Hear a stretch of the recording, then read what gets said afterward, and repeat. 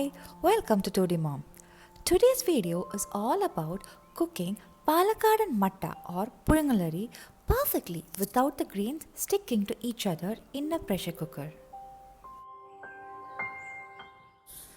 So this rice can be cooked either in a pressure cooker or open pot. I prefer pressure cooker as it is easier, takes lesser time and is mess free. To begin with, wash the rice multiple times and drain the water. I've pre-soaked for about an hour in here. You can also pre-soak overnight, but honestly, soaking is not even necessary. Now, cooking rice is as simple as pressure cooking any other dal or vegetable. In this video, I have added 8 cups of water for 1.5 cup of rice. But this is just a random number.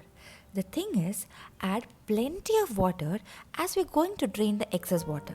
The more, the merrier. Now, you can also cook matta rice by absorption method, that is adding only required amount of water, but that usually gives you rice that is stickier and starchier.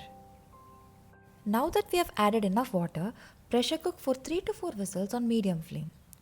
Since we have added directly to the cooker, some amount of spewing is expected. Now, you can use pot-in-pot method to avoid that. Once you remove from the flame, let it sit for 30 minutes and let the pressure settle on its own.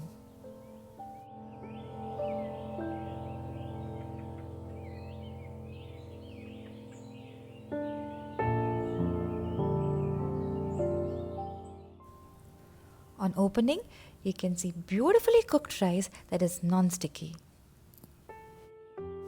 Cooking rice usually takes around 12 to 15 minutes and 30 minutes of resting. You can see the rice grains are beautifully cooked. Now it's time to drain the excess water.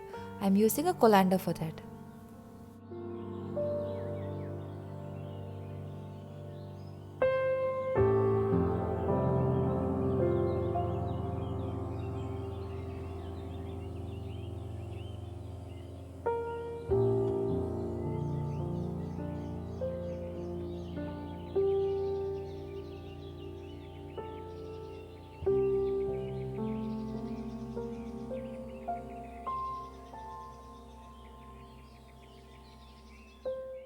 You can use the drained water for seasoning clay pots or iron vessels. It is also very good for plants. We can also add a pinch of salt and have as a drink.